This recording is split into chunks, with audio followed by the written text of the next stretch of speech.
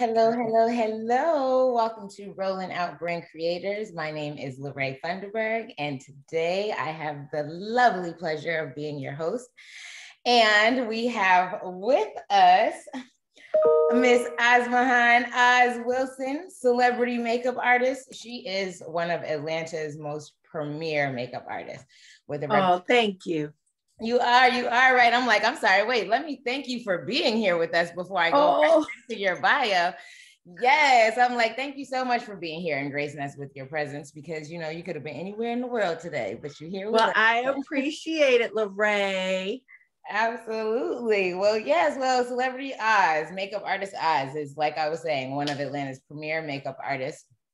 She has a reputation for her clean makeup application techniques and creative beauty solutions. She is the first choice for many, myself included, okay? At the age of 23, she packed a bag, hopped a bus, and moved to Atlanta to pursue her dreams. She began her career at the Aveda Institute of Aveda. Now, 13 years later, she has over 9 years of experience as a TV and film key makeup artist and stylist, hairstylist. Hello. And she is the CEO and owner of Makeup by Oz Studios and Cosmetics. She also has what's the T? That is right. Yes. Because we're all about this health and wellness. Entrepreneur here. Absolutely. And let's not forget that she was recently a finalist, not just a contestant, but a finalist on Lifetime TV's American Beauty Star. So welcome.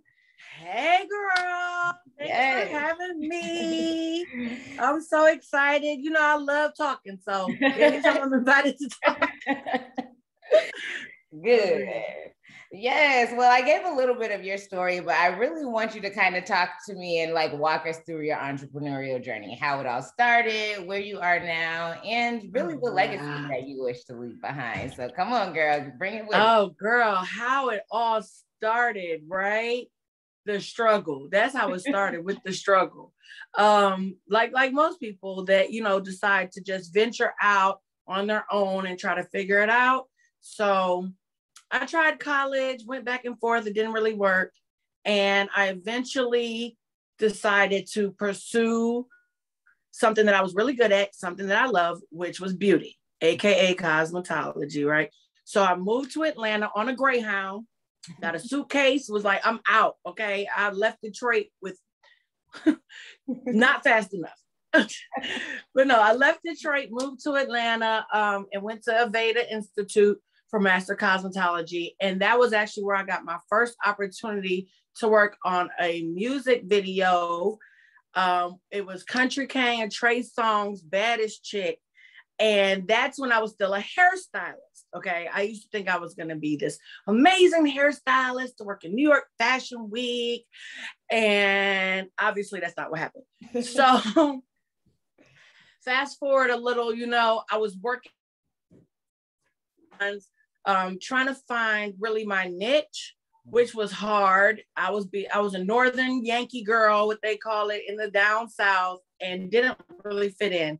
So I eventually just said, I'm going to try to do this thing on my own. And one of my good friends, Ming Lee, was working at this place called Salon Ramsey. Me and her both had went to Aveda together. And I went down there to ask about a booth. Mind y'all, I didn't have any clients, none, but I was just going to figure it out. I went down there, asked for a booth, and they were like, yeah, you can get one. It's like $185 a week. Okay, I didn't have any clients, right? So that didn't sound good. So I went home, cried a little bit, tried to, rethought it out. And I saw another friend of mine who was a makeup artist go down there. Now, I ain't trying to be shady, but I'm about to be shady. She couldn't do makeup. This girl could not do makeup. Okay, we'll say no names. So the fact that she went down there and got a booth as makeup artist, I kind of said to myself, well, if she can do it, I can do it. Mm-hmm. And I'm going to build up a little makeup kit, go down there and tell them I want a makeup booth, which I did. I got a business card. And within the first year, Makeup by Oz was officially known in Atlanta. I was featured in Essence magazine as one of the top makeup artists on Instagram. Okay. And built a clientele that loved me. Okay. And honestly, over my career, most of my clients followed me from salon to salon. After a while, of course, you know, people dip off, but I got to keep my clients from Salon Ramsey onto the bigger salon, which was Snob Life Studios. Snob Life Studios, then, you know, it just took off from there. I started working with Housewives of Atlanta. I became a beauty influencer, and we're getting paid for ads from like Sephora and Boscia or Boscia. I don't know how you say that. We know what you're talking about.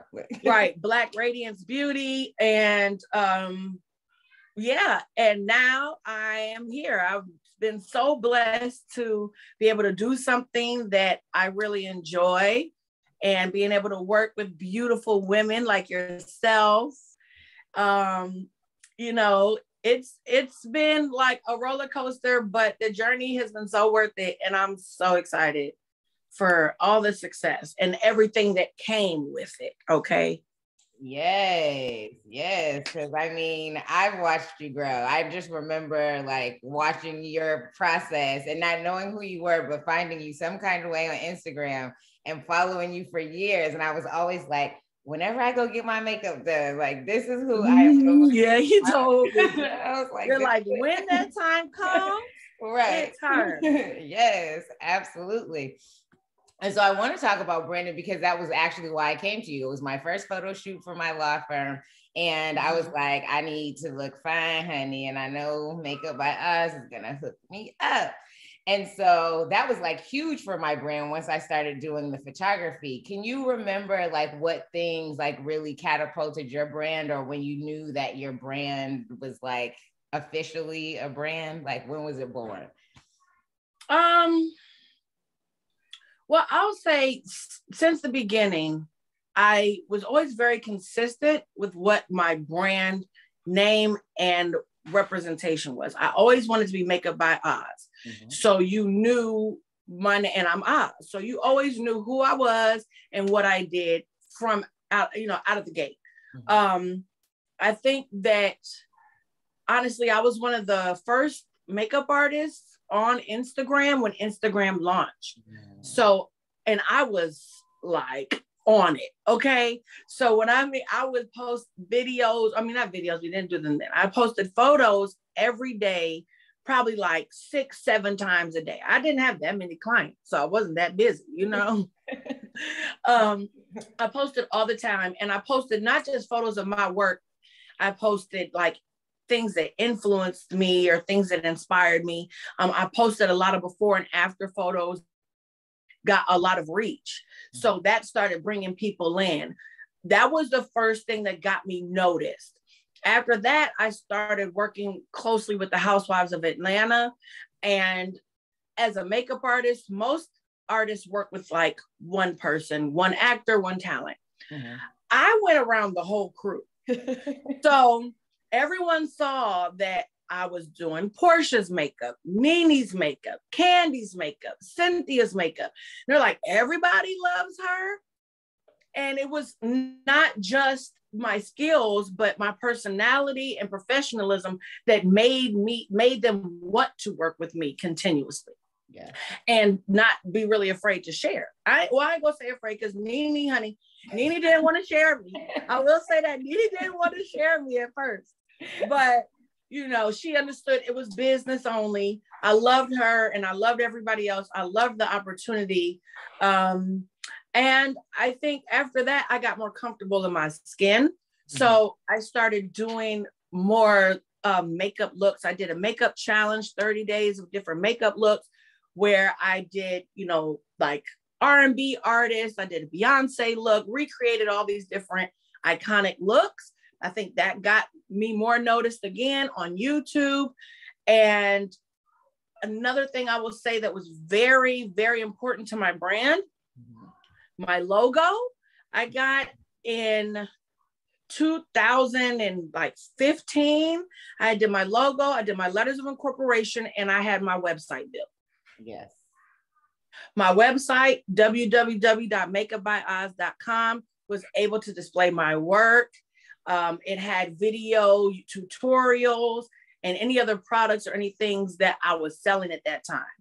I made sure that I was Google verified. So at that moment, anyone that Googled a makeup artist in the Atlanta area, I was one of the top 3 people that they would see, and they would see my business. I got a lot of work from that, actually. I got a lot of weddings from that. I would get phone calls almost every day for last minute appointments. So I think that really actually helped establish my brand. Mm-hmm. And at that point, I was kind of like a household Atlanta beauty name. Yes, you are. So it sounds like, I mean, you were just super intentional in developing your brand. Like you were always on it. You were using, I'm like, you're creative as a makeup artist, as a hairstylist. That's already innate in your personality. So it's like, took all of those traits and translated them to online, and then boom. And so has your brand changed at all since you started up until where it is now? Or has it just definitely? Yes. Okay. Definitely. I believe it, of course, it's beauty, but it's become bigger than that. As far as before, I was really more of just this wonderful makeup artist and service provider. Now the brand has grown more to a personal brand.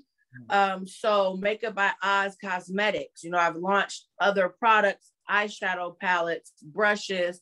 I've also been able to collaborate with other brands, like I said, as an influencer. Mm-hmm. So it's not just a service provider. I actually started taking less clients and started working more on the brand and the business to grow the brand as an umbrella. And when you speak of like my other brand, What's the Tea? So What's the Tea is my new baby. It's CMOS company, all about health and wellness. It relates to beauty. So it was like the same boat for me, right? Yes. So I was able to actually put that under Makeup by Oz Corporation, under my umbrella corporation. So I always thought about business and how I could market to a larger audience and how I could reach a larger demographic in general. I started teaching classes that, as an educator, it was a whole nother level. Becoming a licensed educator changed the game in another level financially, and being able to really empower others so they can find financial freedom through beauty like I did. It was like, I love teaching. That's one of my favorite things to do, honestly, because it's exciting. They're excited. And I always want to help somebody make some money. So if I can make some money helping you make some money, then we're all winning. Hello. Okay. Right. Yes, I know that teaching component is very, very rewarding for sure. So you mentioned that you used like Instagram a lot, that you were one of the first one of the first makeup influencers on Instagram. And you mentioned YouTube. Are there any other tools or medias that you use that help you to kind of explore your brand a little bit more? I'm like, you got to give me 1 second because I know you hear mahogany back here. I do hear my schmugs.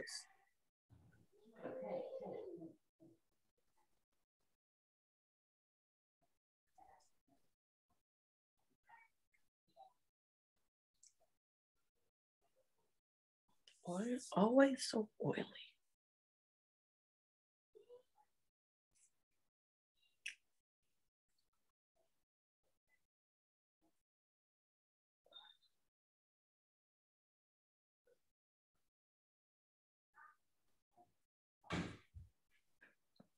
Ooh, child.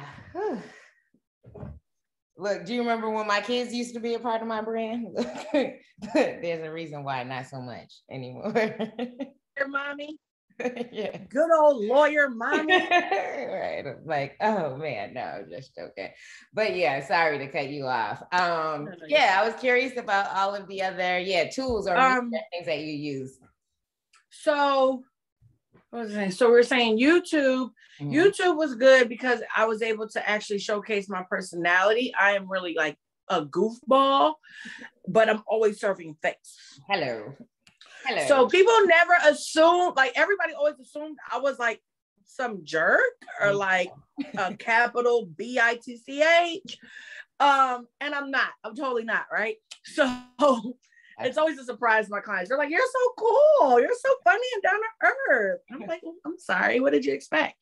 But honestly, I think that outside of like social media, and the internet in that aspect, I understood the power of Google. Okay. So because I attended and graduated from Google University. Okay. Talk to it. No, but you know, we always say that, like, I Google everything. You can't ever like tell me something is what it is and I'm not sure, I'm gonna Google it, right? So I realized that since I Google so much, that Google would be my friend at that moment, right? Anytime I'm looking for a restaurant, you see an ad, right? So I use Google and Yelp as ways to list my business. And I would update and put photos on there so they see photos of the work as well. You know, I would reach out to clients and customers to leave Google reviews or Yelp reviews so that it would be boosted up. And even at a few times when I would be teaching, if I was on tour teaching a class, I would go ahead and pay for that boost and be a sponsored Google ad so that anyone was looking for lash extension training, makeup training, microblading training, because yes, I did do all three. Okay. All of those, I would be the first thing they would see. So I think that a lot of artists don't utilize the internet completely in that way. They only look at what social media can do as influence versus the business side of being an official business and being registered with different platforms, right? Or search engines, and using those search engines to reach a whole different demographic. Absolutely. I love that. Yes. I'm like, there you go. Displaying your teaching skills. You know what I'm saying? You see, let them know what they need to do. Not all about the social media. And that's one thing that I hear a lot of people say who are in marketing, like to get people off of your social media page and put them somewhere else because you don't really have control over, you know, when Instagram shuts down, the whole world goes nuts and people are like, oh, every time. Yes. Everybody needs to follow me. Everybody, you know, the only thing I have not done yet, and this is also now, you know, I've taken a break, had the baby. Congratulations. Thank you, my little sugar fucking pie. But you know, when you have a larger team doing text marketing, I have heard from, you know, other colleagues that it really works. And I think that's the only thing I've never tried out, is doing the email or the text blast. But emails, I definitely have a great email list, you know. I always reel them in with different giveaways or other freebies to get people to sign up for the email list, because nobody wants to be on email list, right. And even me, right? But I think, yeah, that's definitely so important when it comes to, as far as for me, how I established my brand in so many different rooms, you know, in different worlds. It was because I made sure I was representing my brand everywhere, not just on one platform. Absolutely. And let's talk about the car for What's the Tea, because that is branding to ultimate. Okay. Yeah. So during the pandemic, you know, we all have been in the house. We all have been trying to be healthy and stay busy. And the two things I found out, one, they can combine and I can keep myself busy with tea, because I love tea. I don't know if everybody else loves tea. I know it's a niche, a great niche that people really are like. When we're tea drinkers, I have a whole cabinet of tea, celestial seasonings, all of them, right? And I realized that I needed something to do. And then also I knew that people were not as aware of, sorry about that. What just happened? Okay. I also knew people were not aware of sea moss the way that I could represent it. So some people were familiar with sea moss. If you're not, it's a plant. It grows naturally like this. It has 92 vitamins and minerals that the body needs to thrive. And it helps strengthen your immune system, amongst other things, right? So a lot of people that knew about it were like, oh, I hate it in that gel form, though. It tastes nasty or it smells. All of that. Now, first of all, it shouldn't really smell because they're not cleaning it properly. That's another thing. But I took the time to do some research and I found a way to make a new product that also like aligned with me and my crew, right? Like we're not always on some herbal life changing journey. Like I just want something that is good for me. Right. So What's the Tea represented a younger, fresher look at health and wellness. I make a lemonade, a strawberry lemonade, and an elderberry tea that all contain sea moss. But what I loved about it was I wanted everything to be bright. You see my shirt's bright. I want everything bright and vibrant to get your attention. And instead of paying for a billboard, like paying $3,000 to $5,000 for a billboard downtown Atlanta that would only be there for 3 months in one location, I decided it'd be smarter to make a mobile billboard and invest in wrapping my car with What's the Tea logo, the Instagram information. I have sea moss all across it. And so everywhere I go, people they stop and ask me in the Kroger parking lot. They stop and ask me at the car wash. Wherever I am, I have given out cards. I have literally driven around with a cooler of lemonade and teas as well, because they will stop me and say, do you have any right now? Like, I want this. And I think it's a good feeling for me to have something new. You know, Makeup by Oz has been established and I love it. That's my baby, but it's like, that's my baby that's all grown up off in college now, right? So I needed something to put that drive and that motivation back in me. And I also believe in it the same way I believe in beauty empowering women. I believe in, us being healthier, especially right now. People are losing family members, and the vaccine, it's a big topic. It's so much going on with COVID that I'm like, how can I be a productive citizen of society right now? How can I help my Black community, even more importantly, right now? And that's how I did it. What's the tea? Yes. So now you know what's the tea. When you ask what's the tea, say it's sea moss. Sea moss is the tea, baby. Period. Yes. So we got your big baby in college. We got the little baby who's coming. We got the real little baby who the real little baby is 2 months old. Yes. And my other baby bulldog who thinks he's about to get hit by someone. I can't believe I forgot about him. Go downstairs. He's like, it's a party upstairs and I'm missing out. I want to see the dynamic between him and Grayson. Yes. I'm interested to see too.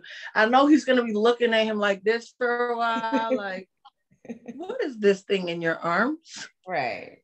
That's not me. That's not me. Yeah. Absolutely. But he better not play with my baby. He will be adopted. I know. I already know. But yeah, so what are you thinking about as far as legacy? I know that's huge on your mind right now, especially just becoming a mom. Like, OMG, yes. So as far as legacy, I've always had a vision for Makeup by Oz.